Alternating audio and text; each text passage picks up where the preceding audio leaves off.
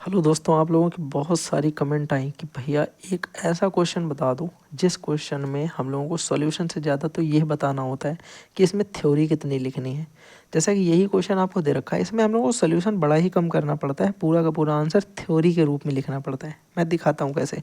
आपसे बोला गया है कि so that 9n can not and with digit 0, यानी इसका जब हम लोग एक्सपेंशन करते हैं तो फिर ये मेरे भाई एक्सपेंड होने के बाद भी एक्सपेंड इसे तुम कितना भी करोगे, इसके लास्ट का यूनिट डिजिट जो है वो 0 कब आएगा पूछ रहा है। एनी नेचुरल नंबर, किसी भी नेचुरल नंबर के लिए। तो कोई ऐसा नेचुरल नंबर बताओ जो हम इसके पावर के रूप में लिखें और लास्ट में मुझे 0 मिल जाए। देखो कैसे करेंगे। सॉल्यूशन को ध्यान से समझना, बड़ा ही समझ में लिखने वाला क्वेश्चन है। मतलब इसको बहुत ज़्यादा हम लोगों को मतलब कुछ ज़्यादा करना नहीं है, सिर्फ लिखना है। हम लिखोगे, इसको लिख देंगे 9 की पावर n, ठीक है। और हम इसको क्या करेंगे मेरे भाई, डायरेक्ट अगर ये लिख दें कि can not and with digit 0, ये हमें शो करना है। तो हम इसे शो कैसे करेंगे, हम यहाँ पे सबसे पहले लिखेंगे कि 9 की पावर n में फैक्टराइजेशन ऑफ 9, प्राइम फैक्टराइजेशन है, ठीक है, याद रखिएगा। आगे प्राइम लिख लीजिएगा यहाँ पे, प्राइम फैक्टराइजेशन ऑफ 9। तो आप बोलोगे 9 के फैक्टराइजेशन हमने पढ़े हैं, इसे लिख सकते हैं 3 इंटू 3 की पावर n। 9 को हमने लिख दिया 3 इंटू 3। और आगे इसके बाद हम यहाँ पे लिख देंगे कि वी नो दैट, हम ये चीज़ जानते हैं, क्या जानते हैं, कि the factors of 9 is 3 into 3। तो जब ये 3 गुणे 3 आए हैं तो हमें ये पता है कि 3 का गुणा 3 से कराने पे तो कभी 0 बनेगा नहीं, ठीक है। लेकिन हम ये मान लेते हैं कि n का नंबर तुम यहाँ पे कुछ और भी लिख सकते हो, तो हमें अपनी लैंग्वेज में ये भी तो बताना होगा कि फिर क्या चाहिए। तो हम यहाँ पे लिखेंगे कि 9 में end with the digit 0 for some natural number.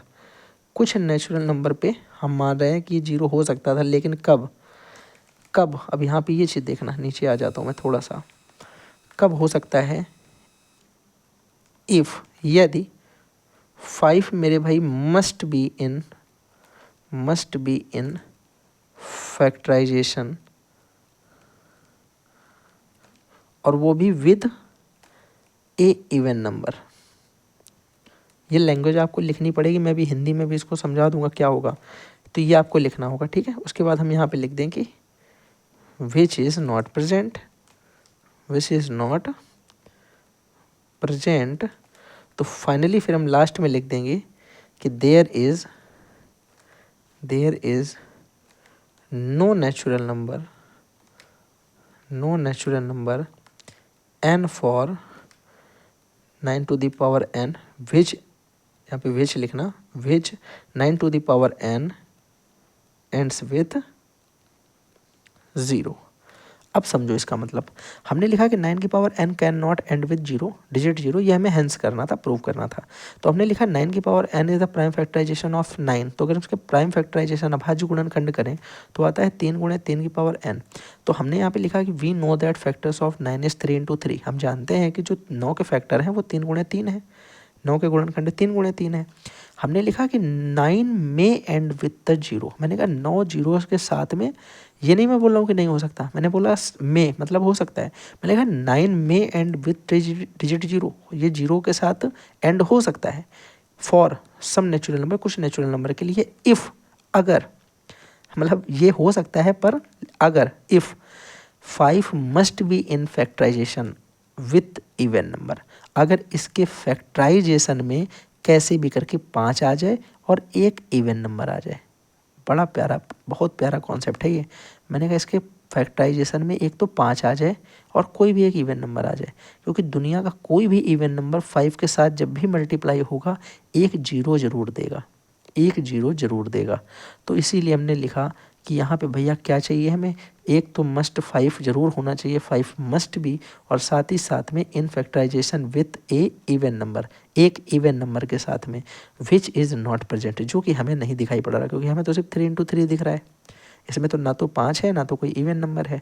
अगर ये दोनों चीज़ें नहीं है तो हम लिखेंगे there is no natural number n for 9 to the power n which 9 to the power n ends with 0। तो ऐसा कोई भी मेरे भाई नेचुरल नंबर नहीं है जो कि विच 9 की पावर n को एंड्स विद 0 यानी 0 के साथ ख़त्म कर दे।